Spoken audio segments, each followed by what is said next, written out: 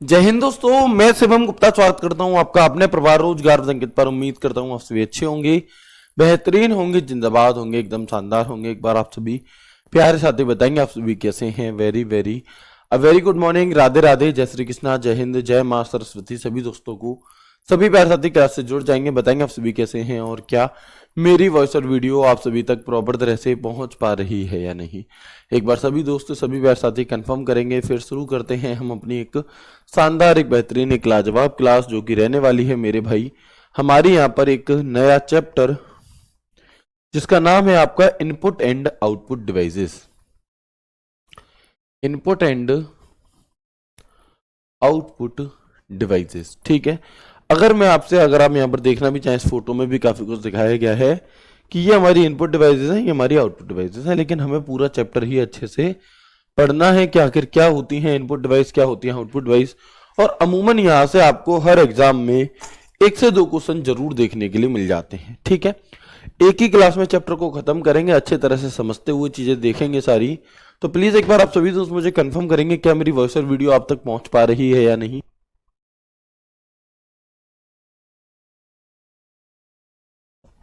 ठीक है दोस्त, तो शुरू करते हैं क्लास को बिना किसी देरी के। सबसे पहले हम यहाँ पर बात करेंगे अब याद करिए या मत करिए, मैं आपको बताता हूं कि जो कंप्यूटर के कार्य करने का एक तरीका होता है, जो कंप्यूटर के काम करने का एक तरीका होता है मेरे भाई, है ना, वो क्या होगा। तो आप देखेंगे सबसे पहले हम और आप कंप्यूटर को इनपुट दे रहे होते हैं। सबसे पहले आप और हम कंप्यूटर को इनपुट देते हैं। इनपुट देने के बाद कंप्यूटर उस इनपुट को रिसीव करके उसकी प्रोसेसिंग करता है, और प्रोसेसिंग करने के बाद आपको और हमें उसका आउटपुट प्रदान यानी कि रिजल्ट प्रदान प्राप्त होता है। अब ये जो प्रोसेस का काम है ये कहां पर किया जाता है, तो आप कहिएगा कि भैया ये प्रोसेस का जो काम है वो सीपीयू के अंतर्गत किया जाता है। कहां पर? ठीक है दोस्त, चलो, है ना। तो हम आगे बढ़ेंगे और देखेंगे कि इनपुट प्रोसेस आउटपुट ये हमारी कंप्यूटर के कार्य करने की पूरी प्रोसेस होती है। अब यहां पर बात आती है कि ये इनपुट क्या है ना। यहां पर ये बात निकल करके आती है कि भैया आखिर ये इनपुट होता क्या है। तो देखो, जब भी हम अपने कंप्यूटर से कोई काम करवाना चाहते हैं तो हम उसे इनपुट देते हैं। मतलब अगर आप अपने किसी जूनियर से या आप किसी से भी अगर कोई काम करवाना चाहते हो तो आप उससे उस काम के लिए कहते हो, राइट। तो काम के लिए कहना ही एक तरह से इनपुट है ना, बिल्कुल।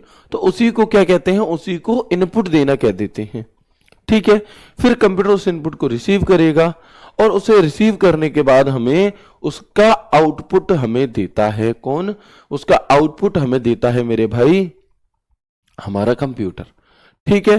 तो इनपुट क्या है जी, कि जो हम कंप्यूटर से करवाना चाह रहे हैं वो उससे कहना एक तरह से इनपुट। लेकिन हम ये कहेंगे कैसे?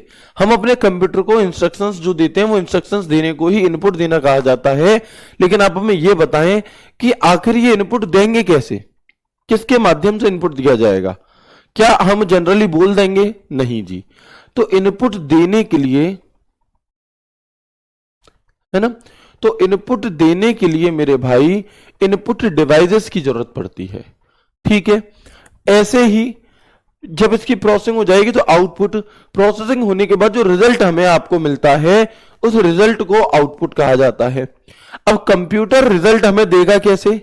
तो कंप्यूटर हमें रिजल्ट देने के लिए जिन डिवाइसेस का प्रयोग करता है, कंप्यूटर हमें रिजल्ट देने के लिए जिन आउटपुट्स का प्रयोग करता है, वे सभी की सभी हमारी आउटपुट डिवाइसेस होती हैं, ठीक है। ठीक है दोस्त, वेरी गुड। उन्हें हम आउटपुट डिवाइसेस कहते हैं, ठीक है जी। तो आप देखेंगे अब यहां पर कि यूजर द्वारा कंप्यूटर को जो आदेश, निर्देश, संकेत, इंस्ट्रक्शंस दिए जाते हैं वे इनपुट कहलाते हैं। यानी कि the commands instructions input signal instructions given by the user to the computer are called input. Input वे संकेत होते हैं जो बाहरी दुनिया से कंप्यूटर को प्राप्त होते हैं। Inputs are the signals that the computer receives from the outside world, है ना, जो कंप्यूटर को बाहरी दुनिया से प्राप्त हो रहे होते हैं। बाहरी दुनिया मतलब कंप्यूटर के बाहर कौन बैठा है? आप और हम बैठे हैं, है ना। कंप्यूटर के बाहर कौन बैठा है मेरे भाई? तो कंप्यूटर के बाहर आप बैठे हो और मैं बैठा हूं, आप और हम बैठे हैं कंप्यूटर के बाहर। तो इसलिए कंप्यूटर के बाहर से अगर कंप्यूटर के अंदर कोई चीज जा रही है, कोई डेटा जा रहा है, तो उसे वो इनपुट के माध्यम से जाएगा। ठीक है, तो ये क्या लिखा है? इनपुट वह संकेत होते हैं जो बाहरी दुनिया से कंप्यूटर को प्राप्त होते हैं। उपयोगकर्ता को यानी कि यूजर को अगर कंप्यूटर से कोई बातचीत करनी है तो वो किसके माध्यम से करेंगे? तो हम कहेंगे उपयोगकर्ता को कंप्यूटर से बात करने के लिए इनपुट डिवाइस की जरूरत पड़ती है, और अगर कंप्यूटर हमसे बात करेगा तो उसे आउटपुट डिवाइस की जरूरत पड़ेगी, क्योंकि जब हम उससे कुछ कहना चाह रहे हैं तो इनपुट डिवाइस के जरिए कह रहे हैं, और जब वो अपना रिजल्ट हमें दे रहा है तो हम क्या करेंगे? तो हम वो आउटपुट डिवाइस का प्रयोग करेगा। ठीक है दोस्त, क्लियर है यहां तक? एक बार बताएंगे मुझे कि इनपुट डिवाइस क्या होती हैं, इनपुट क्या होता है, इनपुट डिवाइस क्या होती हैं, ये बात आपको समझ में आया? फॉर एग्जाम्पल अगर मैं आपसे कहूं मुझे एसी ऑन करनी है, तो एसी ऑन करने के लिए मुझे क्या करना पड़ेगा? इनपुट देना पड़ेगा। और वो इनपुट मैं कैसे दूंगा, है ना, वो इनपुट मैं कैसे दूंगा? तो भाई एसी का बटन दबाना, ये तो हो गया इनपुट देना। लेकिन इनपुट को देने के लिए मुझे एक, है ना, इस इनपुट को देने के लिए मुझे एक डिवाइस की जरूरत पड़ी, रिमोट। और ये डिवाइस क्योंकि इनपुट देने के काम आ रही है, इसीलिए ये एक इनपुट डिवाइस हो गई। राइट, चलो अब हम देखेंगे यहां पर कि आखिर कौन कौन सी डिवाइसेस इनपुट डिवाइस होती हैं। तो पहले ये समझो कि इनपुट डिवाइस यूजर डेटा को स्वीकार करती है। Input device accept user data. Input device help the computer to receive data.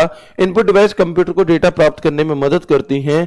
और ठीक है, अब अगर मैं बात करता हूं कि आखिर कौन कौन सी डिवाइसेस ऐसी हैं हमारी जो इनपुट डिवाइस होती हैं, आखिर कौन कौन सी डिवाइसेस ऐसी हैं हमारी जो इनपुट डिवाइसेस होती हैं, तो हम और आप कहेंगे कि भैया जो कीबोर्ड है, कीबोर्ड ये एक इनपुट डिवाइस का उदाहरण है।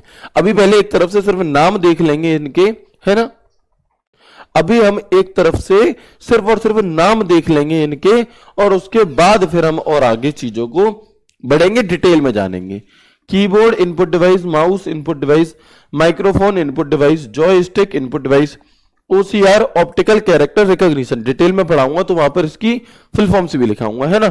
तो ये हमारा, ये ओसीआर अभी हमारा input device, optical mark recognition input device, scanner input device, web camera input device, barcode reader input device, MICR input device, light pen input device, recognition system input device, digitizer, track ball, touch screen, smart card reader, remote और graphics tablet, ये जितने भी नाम हैं ये सारे के सारे हमारे इनपुट डिवाइस के उदाहरण होते हैं, है ना।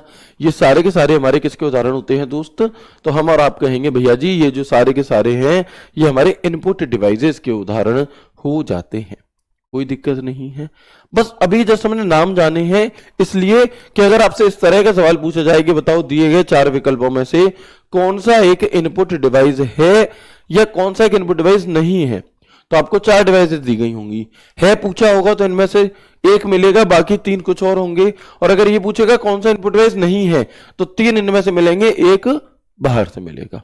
ओके, क्लियर है जी। चलिए अब हम एक एक करके इन सभी डिवाइसेस के बारे में थोड़ी थोड़ी जानकारी इकट्ठी करेंगे। क्या है जी? तो सबसे पहले नाम आता है कीबोर्ड इनपुट डिवाइस का। किसका सबसे पहले नाम आता है मेरे भाई? कीबोर्ड इनपुट डिवाइस का। सर आप ठीक हो? जी हाँ मैं बिल्कुल ठीक हूं, है ना। आप सब कैसे हैं? तो हम यहां पर देखेंगे कि पहले मुझे बताओ, इससे पहले जो मैंने बात बताई है क्या वो क्लियर है? एक बार यस करके प्लीज मुझे एक बार कंफर्म करिएगा, है ना।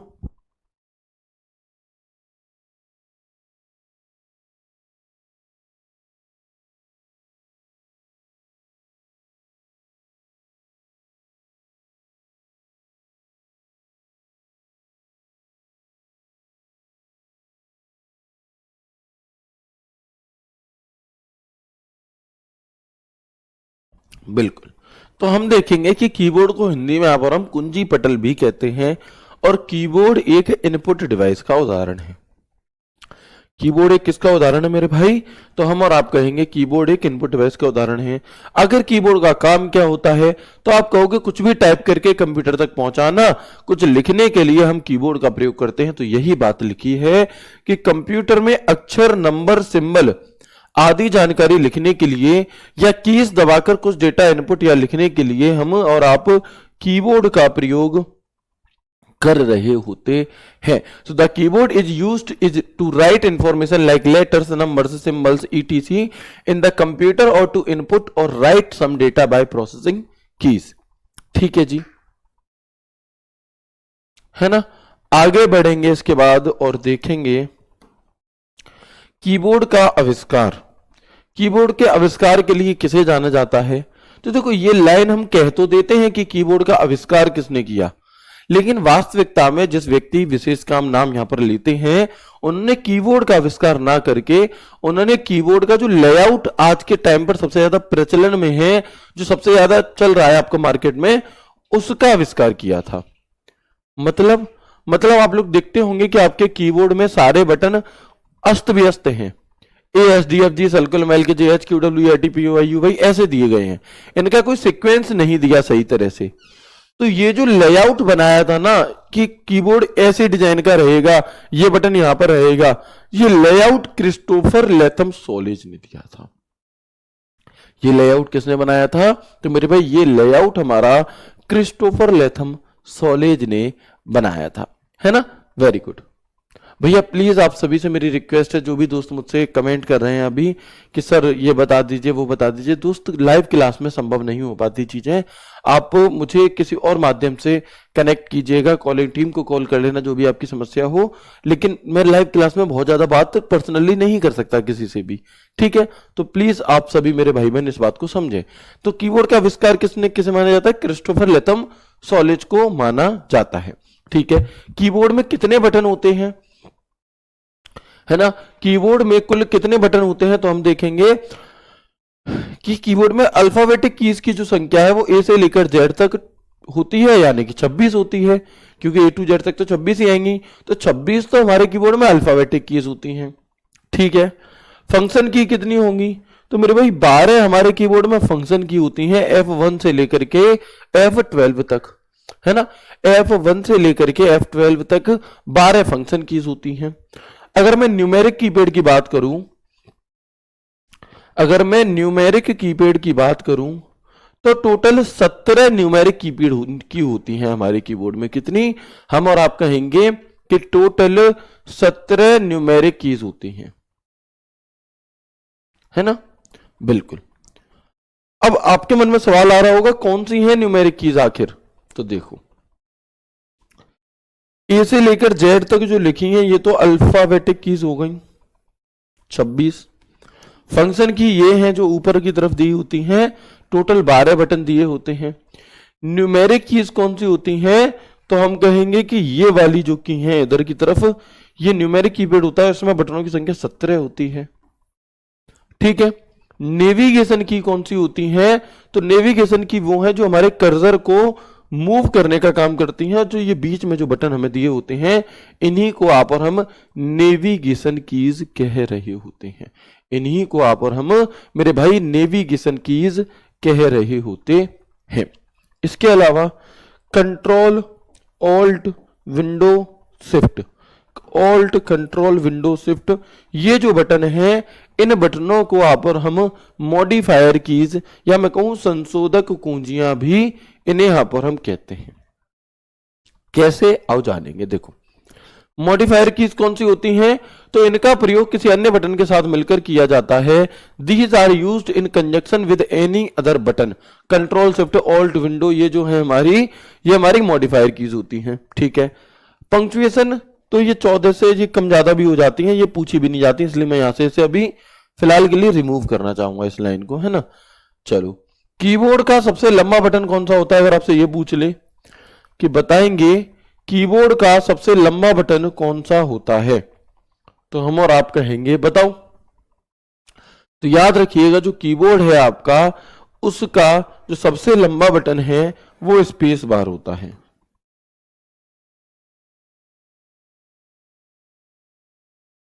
कौन सा होता है?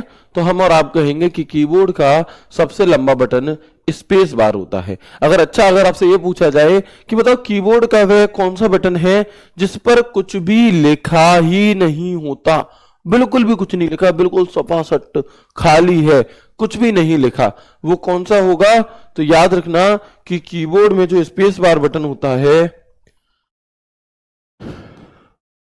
इस पर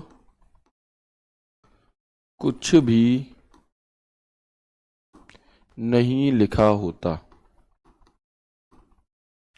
इस पर कुछ भी नहीं लिखा होता। ठीक है दोस्त,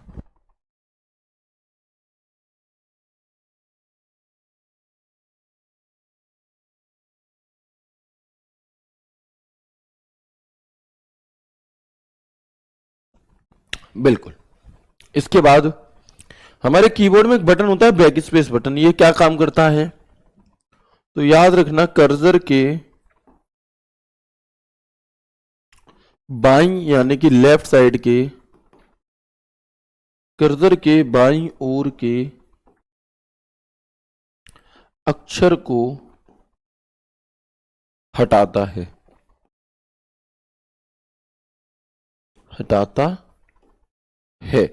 और डिलीट बटन क्या काम करता है? तो हम कहेंगे कर्सर के दाईं यानी कि राइट साइड के अक्षर को हटाता है।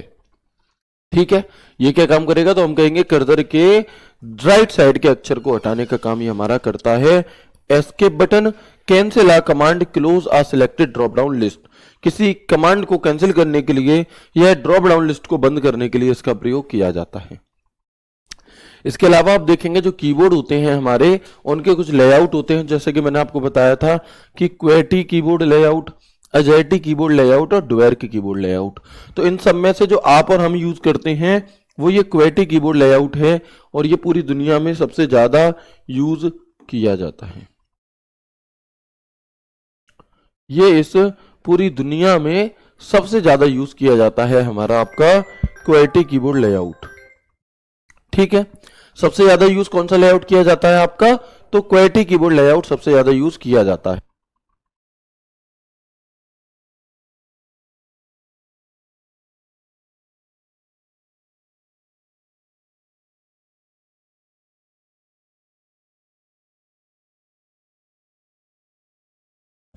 ठीक है जी, चलिए आगे बढ़ेंगे और देखेंगे। अब इसके अलावा भी हमारे कीबोर्ड में बहुत सारे बटन होते हैं और उनका कुछ ना कुछ काम होता है जो तुमसे सीधे सीधे तुम्हारे पेपर में पूछ लिया जाता है, राइट?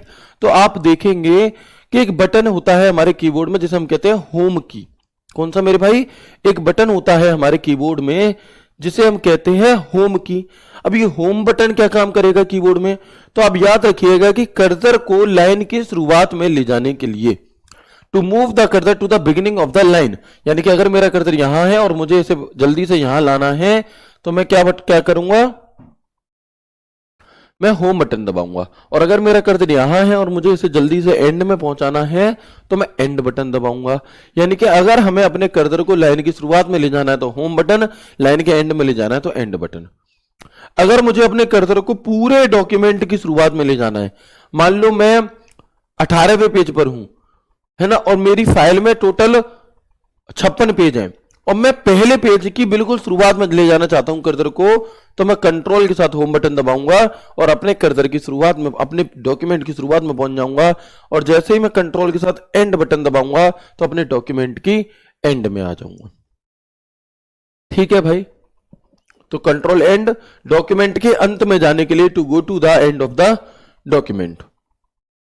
अगर मैं पेज अप की बात करूं तो एक स्क्रीन अप करने के लिए to do a screen up, और अगर मैं पेज डाउन की बात करूं तो एक स्क्रीन डाउन करने के लिए to go down one screen, to go down one screen. Enter button क्या काम करेगा? ये एक नया पैराग्राफ बनाने के लिए होता है, to create a new paragraph. Window button start menu open करता है और टैब बटन कर्सर को राइट साइड आगे बढ़ाने के लिए होता है।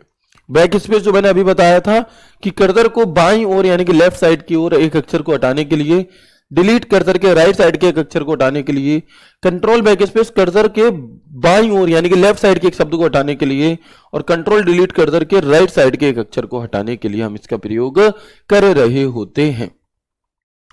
तो यहां पर हमारा जो कीबोर्ड इनपुट डिवाइस है वो हो जाता है कंप्लीट। यहां तक आपको किसी भी प्रकार की कोई दिक्कत परेशानी या समस्या तो नहीं है? प्लीज एक बार आप सभी मुझे कंफर्म करेंगे, फिर मैं आगे बढ़ूंगा और बाकियों के बारे में बात करूंगा। ठीक है भैया, बताएंगे एक बार।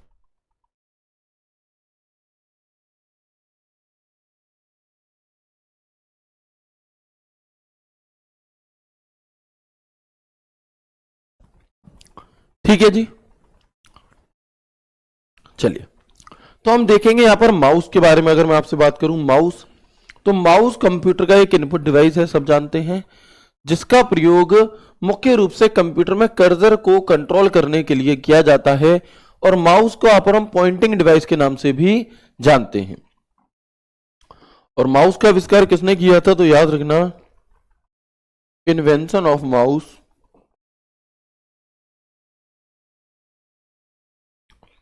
माउस का आविष्कार किसने किया था? तो हम कहेंगे 1964 में डगलस एंजलबर्ट ने किया था। डगलस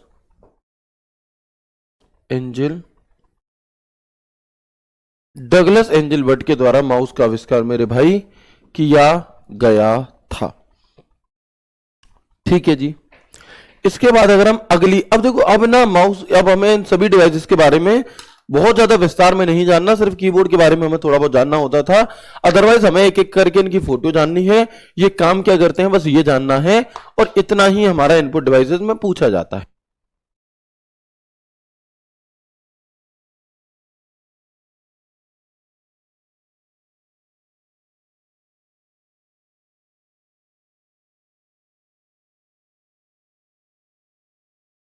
तो आप आगे बढ़ेंगे और देखेंगे जॉयस्टिक। तो जॉयस्टिक एक ऐसी डिवाइस है, हम और आप कहेंगे कि भैया जो जॉयस्टिक है ये भी हमारी एक इनपुट डिवाइस की उदाहरण होती है। किसकी उदाहरण होती है जॉयस्टिक? तो आप और हम कहेंगे कि जॉयस्टिक एक इनपुट डिवाइस की उदाहरण होती है। माउस हो, ट्रैकबॉल हो, जॉयस्टिक हो, टचपैड हो, इन सबको हम और आप पॉइंटिंग डिवाइस के नाम से जानते हैं।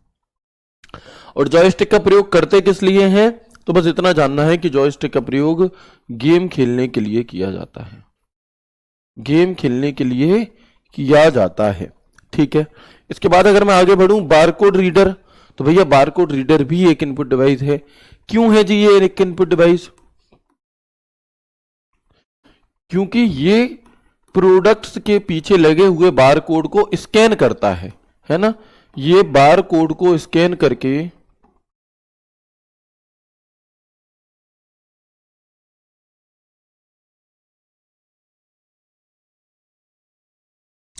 उस प्रोडक्ट के प्राइस को,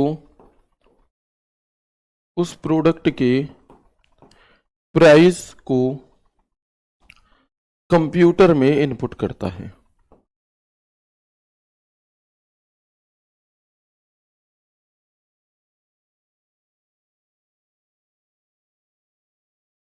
क्या करता है? कंप्यूटर में इनपुट करता है। आप लोगों ने देखा होगा कि शॉपिंग मॉल वगैरह में जब आप और हम जाते हैं, है ना, जब हम किसी स्टोर पर जाते हैं तो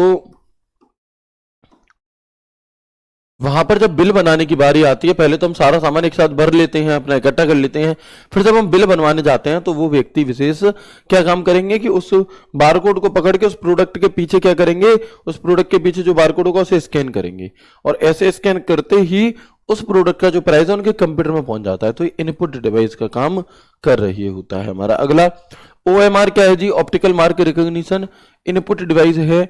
OMR सीट जो होती हैं हमारी, उन्हें चेक करने के लिए इसका प्रयोग किया जाता है।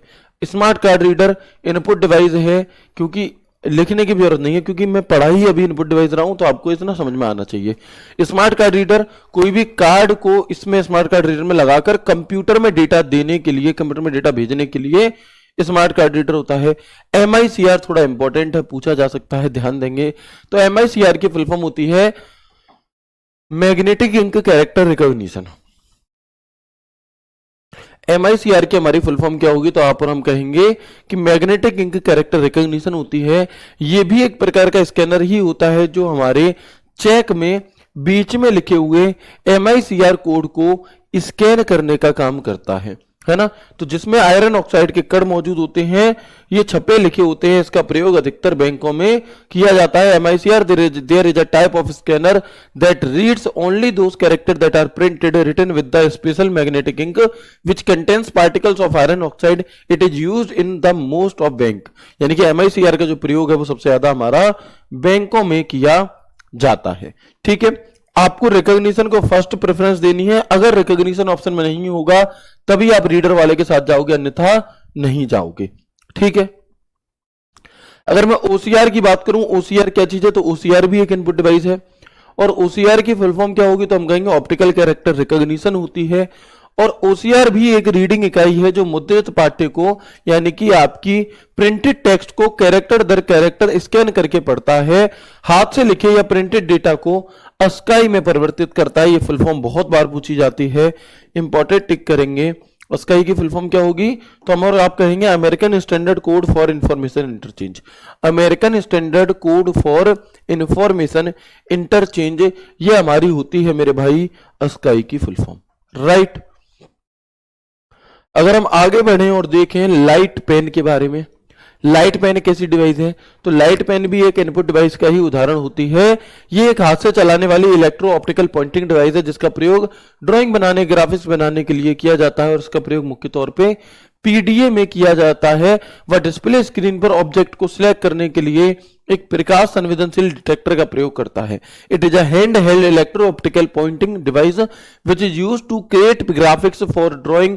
It is mainly use in PDA and use for, है ना, आपका photo sensitive detector to select objects on the display screen. PDA personal digital assistant. ठीक है, इसके अलावा आप देखेंगे डिजिटाइजर या फिर ग्राफिक्स टैबलेट, तो ये भी हमारी एक इनपुट डिवाइस है। इसके अलावा टच स्क्रीन, देखो अगर ऑप्शन में ऐसे दिया हो इनपुट प्लस आउटपुट दोनों, तब तो आप दोनों आंसर लगाओगे। लेकिन अगर दोनों नहीं दिया और एक ही पूछा है इनपुट है या आउटपुट है, तो आप इसमें प्राथमिकता इनपुट को दोगे। जो टच स्क्रीन है हमारी, जो टच स्क्रीन है हमारी, आप फिर इसमें प्राथमिकता इसे देंगे। ठीक है, माइक्रोफोन कैसी डिवाइस है जी, माइक्रोफोन, तो आप और हम कहेंगे माइक्रोफोन भी एक इनपुट डिवाइस है भैया, क्योंकि जो भी कुछ हम बोलेंगे वो इस माइक्रोफोन के माध्यम से ही तो कंप्यूटर तक पहुंचेगा। ठीक है, बायोमेट्रिक, हम आई बायोमेट्रिक होती है आंखों से, अंगूठे से, है ना, तो ये फेस रिकॉग्निशन बायोमेट्रिक होती है आपकी। तो ये जितने भी बायोमेट्रिक सेंसर होते हैं ये सब के सब हमारी इनपुट डिवाइस का प्रयोग करते हैं। स्कैनर इनपुट डिवाइस है जी। स्कैनर कैसी डिवाइस है, तो इनके बस नाम जानने हैं आपको, है ना, सिर्फ और सिर्फ इनके नाम जानने हैं। तो हम कहेंगे स्कैनर एक इनपुट डिवाइस है। ये भौतिक छवि को डिजिटल में बदलने का काम करता है। It does the work of converting the physical image into digital. अगर मैं बात करूं वॉइस रिकॉग्निशन सिस्टम की, अगर मैं बात करूं वॉइस रिकॉग्निशन सिस्टम की, तो आप कहिएगा कि भैया वॉइस रिकॉग्निशन सिस्टम भी एक इनपुट डिवाइस का उदाहरण है। आप कुछ भी बोल करके कंप्यूटर में लिखवा लेते हैं, ये इनपुट डिवाइस ही है। और मैं आप सभी को बताना चाहूंगा कि किसी कारणवश ये क्लास जो है आपकी ये कल नहीं होगी हमारी, तो मैं इस क्लास को फिर सैटरडे को शिफ्ट कर लूंगा। वैसे हमारी अमूमन सैटरडे को क्लास होती नहीं है, लेकिन क्योंकि मैं आपकी कल की छुट्टी करूंगा तो फिर सैटरडे को मैं आपकी ये क्लास ले रहा हूँ। तो आप सभी बिल्कुल भी परेशान ना हो, इससे पहले की चीजों को रिवाइज करें। ठीक है दोस्त, चलो अभी अभी क्लास चल रही है, अभी जाना नहीं है। अभी जस्ट मैंने एक इन्फॉर्मेशन आपको दी है, मैं लास्ट में भूल ना जाऊं इसलिए। वेब कैमरा, तो याद रखना वेब कैमरा भी एक इनपुट डिवाइस है, क्योंकि ये सब कुछ कैच कर रहा होता है और उसे कंप्यूटर में स्टोर करता है। ठीक है, POS मशीन, तो POS मशीन की फुल फॉर्म होती है point of sale machine. Point of sale machine, POS machine की फुल फॉर्म क्या होगी, तो आप और हम कहेंगे कि इसकी full form point of sale machine होती है। ये भी एक इनपुट डिवाइस का उदाहरण है। तो जितने भी इनपुट डिवाइस मेन हो सकते हैं, हमने उन सब की बात कर ली। अब हम बात करेंगे आउटपुट डिवाइसेस की। आउटपुट डिवाइसेस में जो ज्यादा पूछे जाते हैं या जो गहराई में पूछे जाते हैं वो या तो मॉनिटर या प्रिंटर। बाकियों का बस तुम्हें ये पता होना चाहिए कि ये आउटपुट डिवाइस है या ये आउटपुट डिवाइस नहीं है। ठीक है ना। तो हम और आप कहेंगे कि आउटपुट डिवाइसेस कौन कौन सी होती हैं, तो हम और आप कहेंगे कि आखिर आउटपुट डिवाइस कौन कौन सी होती हैं या कौन कौन। तो पहले तो ये समझो कि आउटपुट डिवाइस दो तरीके के होते हैं, एक हार्ड कॉपी आउटपुट, जो आउटपुट है वो दो तरीके के होते हैं, जो रिजल्ट हमें कंप्यूटर जनरेट करके देता है ना, बिल्कुल। तो आप देखेंगे कि एक ये हमारा जो रिजल्ट है वो दो तरीके के होते हैं, एक हार्ड कॉपी रिजल्ट और एक सॉफ्ट कॉपी। जो आउटपुट होते हैं दो तरीके के होते हैं, हार्ड और सॉफ्ट। हार्ड का मतलब है ये ऐसे, यानी कि जिसे आप देख और छू दो, देख भी पाते छू सकते हो अपने, है ना, हाथ में जो रिजल्ट आपके आ जाएगा। और सॉफ्ट कॉपी जिसे आप देख सकते हो छू नहीं सकते, वो हमारा सॉफ्ट कॉपी आउटपुट होता है। अगर मैं बात करूं मेनली कौन कौन सी डिवाइसेस हमारी आउटपुट डिवाइसेस होती हैं, तो आप कहेंगे monitor, printer, plotter, speaker, projector, headphone, GPS, Braille reader, ये हमारी आउटपुट डिवाइसेस के नाम है। लेकिन अगर हम इनके बारे में एक एक करके जाने, तो सबसे पहले हम जानेंगे मॉनिटर के बारे में। जो मॉनिटर होता है हमारा, इसे एक और अन्य नाम से जाना जाता है, और वो अन्य नाम क्या है, तो हम याद रखेंगे वीडीयू। मॉनिटर को एक और अन्य नाम वीडीयू से जाना जाता है, और वीडीयू की फुल फॉर्म क्या होती है, तो हम और आप कहेंगे visual display unit. Visual display unit, visual display unit जो है हमारी, ये वीडीयू की फुल फॉर्म होती है। और अगर वीडीटी की फुल फॉर्म की बात करूं, तो हम और आप कहेंगे कि visual display terminal. Visual display terminal, ठीक है। अगर आपसे कहा जाए कि मॉनिटर का जो साइज है, मॉनिटर का जो आकार है, वो कैसे मापा जाता है, तो वो डायगोनली मापा जाता है ना। जैसे आपने देखा होगा कि 35 इंच 36 इंच की एलईडी लेनी है, 50 इंच की लेनी है, तो वो जो साइज है वो ऐसे डायगोनली विकर्णाकार मापे जाते हैं। Monitor size is measured in diagonally. Invention of monitor कभी नहीं पूछा गया, फिर भी देख लें, कार्ल फर्डिनेंड ब्राउन ने इसका आविष्कार किया था। अगर मैं एक एक करके मॉनिटर के कुछ टाइप की बात करूं, क्योंकि अमूमन यहां से आपको इनकी फुल फॉर्म्स पूछ ली जाती हैं, है ना। तो सीआरटी मॉनिटर पुराने जमाने के मॉनिटर होते थे हमारे, है ना। सीआरटी जो मॉनिटर है मेरे भाई, ये पुराने जमाने के मॉनिटर होते थे, है ना। ये बहुत भारी होते थे, बहुत जगह घेरते थे, आवाज करते थे, और ये इनकी क्वालिटी बहुत अच्छी नहीं होती थी। इनकी फुल फॉर्म होती है CRT monitor, cathode ray tube monitor. इनका प्रयोग अब वर्तमान में नहीं किया जाता। फिर कुछ टाइम बाद इनकी एक अपडेटेड वर्जन आई, एलसीडी मॉनिटर। एलसीडी की full form liquid crystal display. ये पतले हो गए, कम जगह घेरने लगे, वीडियो क्वालिटी अच्छी हो गई, लाइट भी कम खाने लगे, आवाज भी कम करने लगे। फिर एलसीडी के बाद अगला नाम आया एलईडी का, लाइट इमिटिंग डायोड। तो जो एलईडी है हमारा, लाइट इमिटिंग डायोड, ये एलसीडी का भी एक अपडेटेड वर्जन था, और हल्के हो गए, और कम जगह घेरने लगे, और पतले हो गए, है ना, और अच्छी क्वालिटी हो गई, इस तरह से, ठीक है। फिर इसके बाद हम आगे बढ़े टीएफटी एलईडी की तरफ। तो टीएफटी एलईडी क्या करती है, thin film transistor light emitting diode. AMO LED, active matrix organic light emitting diode, है ना। मॉनिटर को सीपीयू से कनेक्ट करने वाली केबल को क्या कहा जाता है, तो the cable connecting the monitor to the CPU is called HDMI cable कहा जाता है ना। तो एचडीएमआई केबल की फुल फॉर्म क्या होगी, हम कहेंगे high definition multimedia interface. High definition multimedia interface, ये हमारी इसकी फुल फॉर्म होती है। इसके अलावा एक और केबल होती है वीजीए केबल। इस वीजीए को फुल फॉर्म क्या होगी, तो हम कहेंगे वीडियो ग्राफिक्स एरे।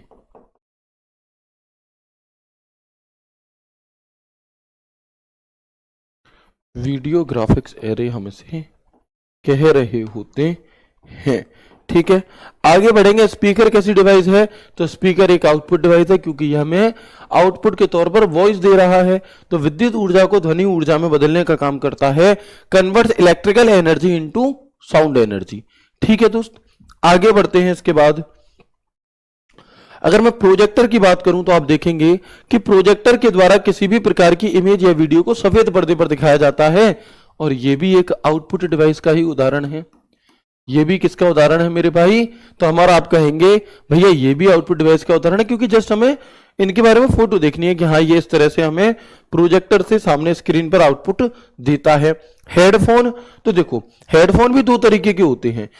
अगर इनपुट आउटपुट तुम्हें दोनों दे दिया जाए, ठीक है, तो हम दोनों लगाएंगे। लेकिन अगर इनपुट आउटपुट में से कोई एक ही पूछे तो आप आउटपुट को प्रेफरेंस देंगे, क्योंकि जब वो हेडफोन की बात करेगा, है ना, क्योंकि जब वो हेडफोन की बात करेगा तो वो सिर्फ इनकी बात करेगा, माइक की बात नहीं करेगा, ठीक है ना।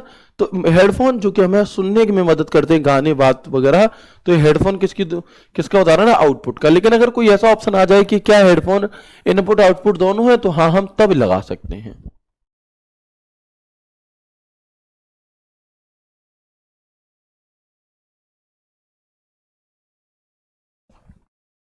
ठीक है भाई, आगे बढ़ते हैं। जीपीएस कैसी डिवाइस है?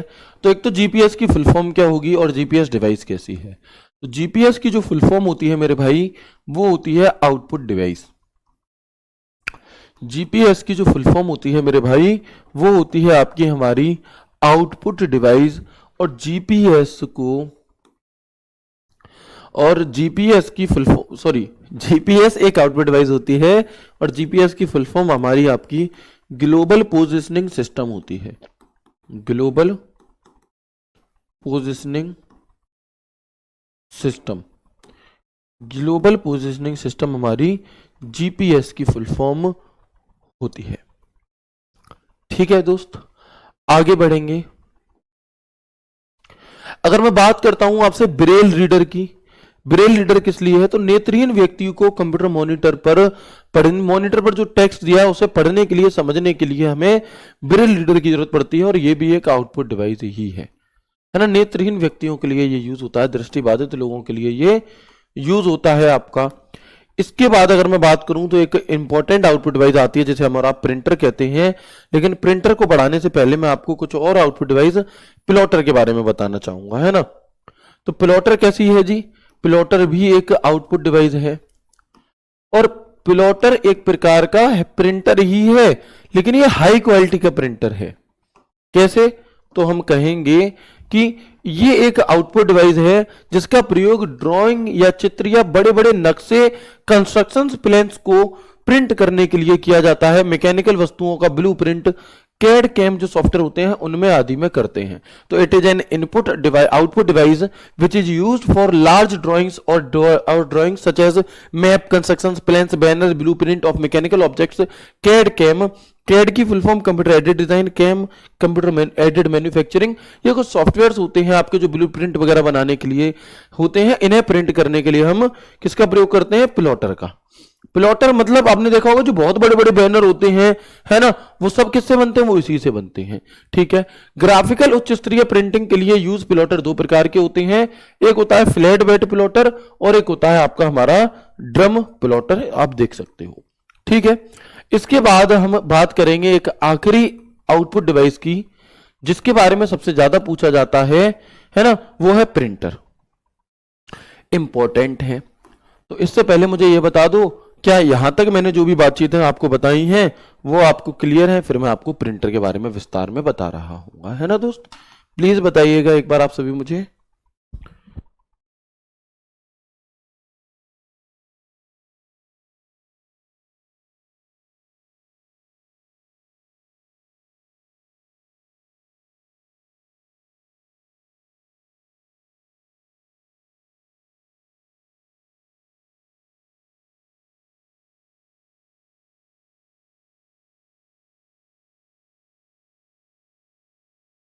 ठीक है, चलिए अब हम अगर बात करते हैं प्रिंटर की, तो सबसे पहला सवाल यह निकल करके आता है कि प्रिंटर एक कैसी डिवाइस है।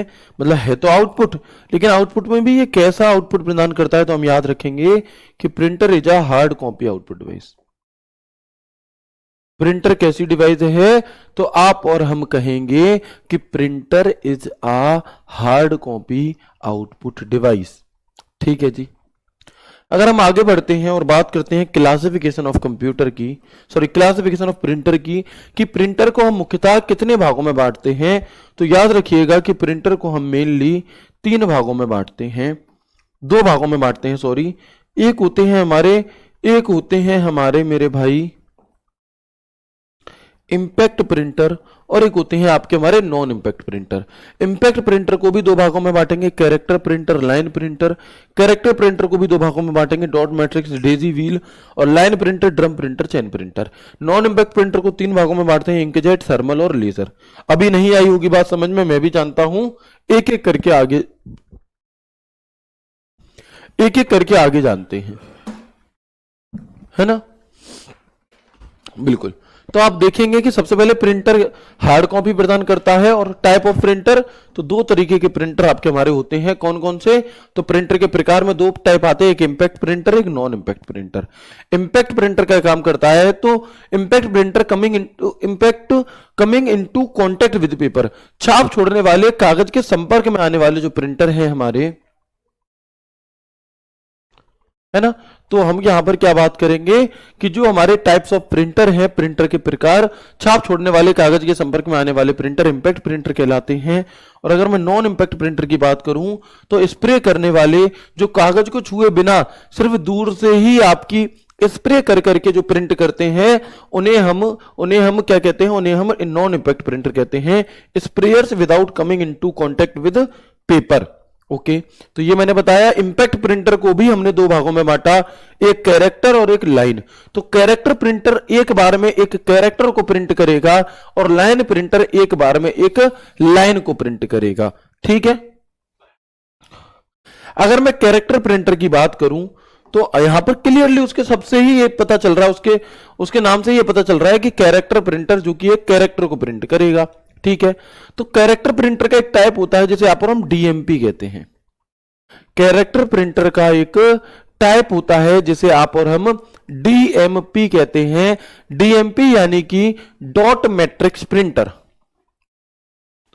डीएमपी यानी कि डॉट मैट्रिक्स प्रिंटर हम डीएमपी को कहते हैं।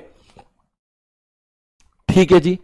तो डॉट मैट्रिक्स प्रिंटर एक इंपैक्ट प्रिंटर है जो एक निश्चित संख्या में पिन या तारों का प्रयोग करके प्रिंट करता है। Dot matrix printer is an impact printer that prints using a fix number of pins और वायर्स।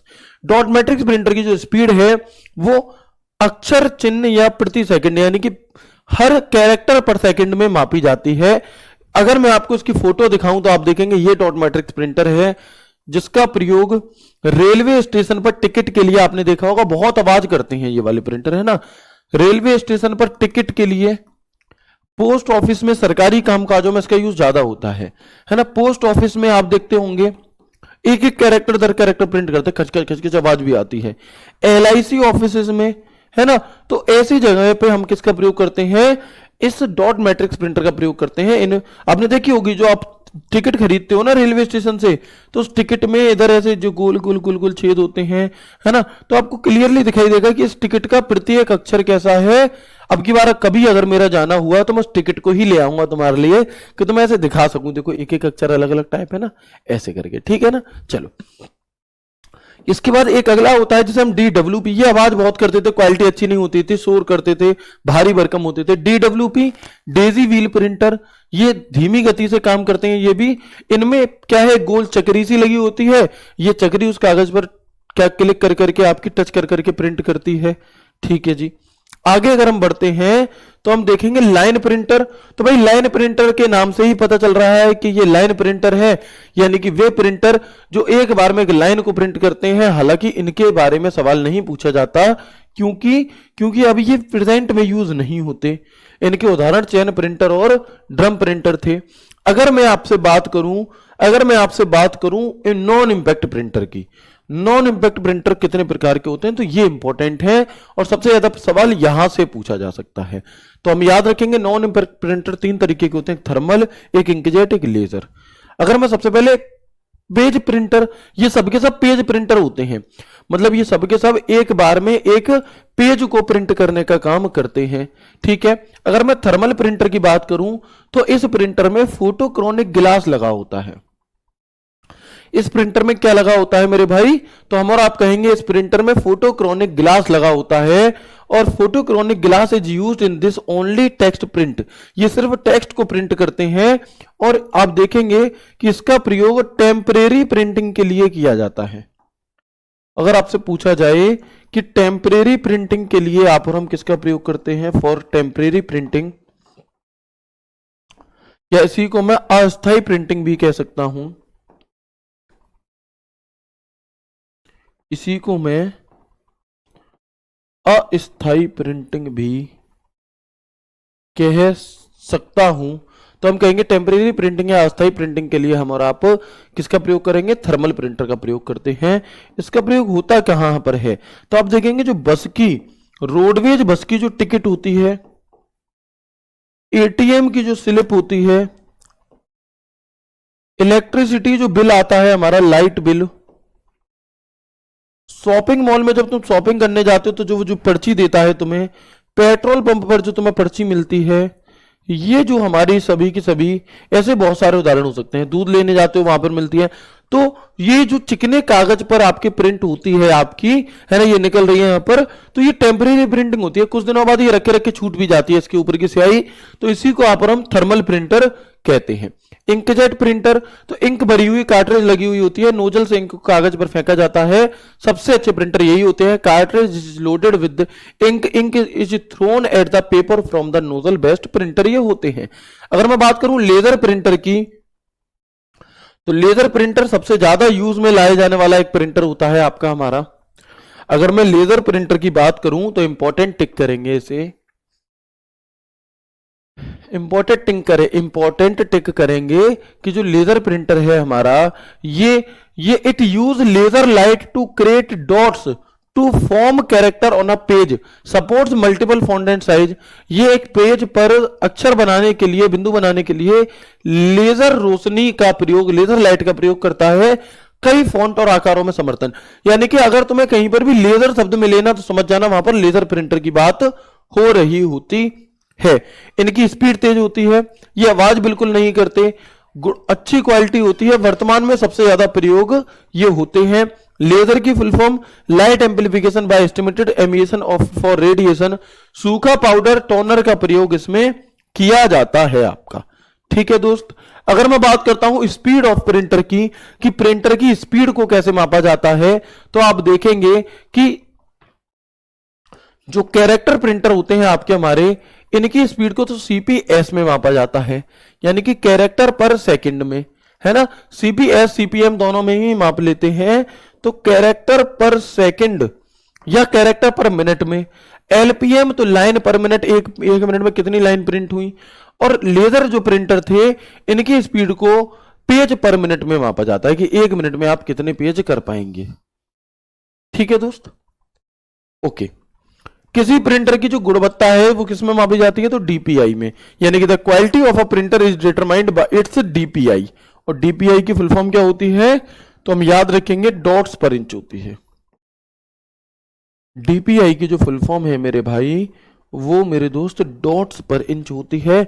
डीपीआई डॉट्स पर इंच, रेजोल्यूशन ऑफ प्रिंटर।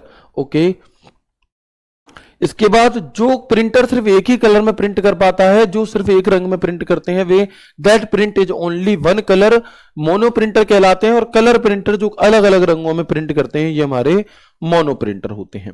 क्या आपको यहां तक की हर एक बात समझ में आ गई, बताएंगे यस और नो। तो यहां पर हमारी सारी की सारी इनपुट डिवाइस के बारे में हमने जान लिया, सारी की सारी आउटपुट डिवाइसेस के बारे में हमने जान लिया। अब हम यहां पर बात करेंगे किस चीज की, अब हम यहां पर बात करेंगे कि कुछ डिवाइस ऐसी होती है जो इनपुट आउटपुट दोनों का काम करती हैं, जैसे कि एटीएम, जैसे कि फैक्स मशीन, जैसे कि मॉडम, जैसे कि टच स्क्रीन, जैसे कि हेडफोन, है ना। तो अगर आपसे ये पूछा जाए कि बताओ इनमें से कौन सी ऐसी है जो दोनों का काम करती है, तो ये कुछ डिवाइसेस हमारी ऐसी होती हैं जो दोनों का काम करती हैं। अब अगर मैं आपसे पूछूं कि बताओ मोबाइल फोन कैसी है, इनपुट है आउटपुट है, इनपुट आउटपुट दोनों है, तो भाई ये तुम्हें खुद से सोचना है। देखो एटीएम है, तो एटीएम में बटन भी दिए होते हैं टाइप करने के लिए, कोड डालने के लिए, टच स्क्रीन भी दी होती है, प्रिंटर भी होता है जिससे स्लिप निकल आती है, पैसे निकल आते हैं। तो ये चीजें क्या हो गई मेरे भाई, है ना। तो ये चीजें मेरे दोस्त एटीएम ऑटोमेटेड टेलर मशीन हो जाता है हमारा। और एटीएम की फुल फॉर्म लिख लें तो ये इनपुट आउटपुट दोनों है। ऐसे ही अगर मैं आपके फोन की बात करूं, ऐसे ही यदि मैं आपके फोन की बात करूं, फोन की, तो आपका फोन भी इनपुट आउटपुट दोनों का उदाहरण होगा। जो आपका फोन है ये भी मेरे भाई इनपुट और आउटपुट दोनों का ही उदाहरण होगा, बिल्कुल होगा जी। फैक्स मशीन, मॉडम की फुल फॉर्म क्या होगी?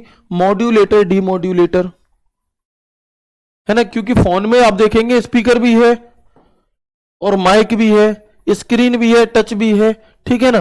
तो ये सब के सब हमारे ऑटोमेटिक टेलर मशीन, एटीएम हो गया, फैक्स मशीन हो गई, मॉडम हो गया, वो वाले प्रिंटर हो गए जो आपके प्रिंट भी करते हैं, स्कैन भी करते हैं। तो ये हमारा एक चैप्टर हो जाता है इनपुट और आउटपुट डिवाइस का। इतनी जानकारी अगर आपने एक बार देख मात्र ली, मैं नहीं कह रहा याद कर लो, देख मात्र ली, तो तुम्हारा इससे आने वाला सवाल जहां तक उम्मीद है गलत नहीं होगा। HTML क्या है और इसका क्या यूज है बता दीजिए। HTML एक लैंग्वेज होती है, हाइपरटेक्स्ट मार्कअप लैंग्वेज, जिसका प्रयोग वेब पेजेस वगैरह को बनाने के लिए किया जाता है। ठीक है जी, तो ये थी आपकी आज की क्लास, एक शानदार क्लास। मैं उम्मीद करता हूं ये क्लास आपको बेहद अच्छी लगी होगी। बिना फालतू की इधर उधर की बात किए हमने सिर्फ पढ़ाई पर फोकस किया और इस एक शानदार से टॉपिक को एक ही क्लास में खत्म किया। मिलते हैं आपसे परसों यानी कि शनिवार को। कल आपकी क्लास नहीं होगी, तो ख्याल रखिएगा अपना, खुश रहिए, हंसते मुस्कुराते रहिए। राधे राधे, जय श्री कृष्णा, जय हिंद।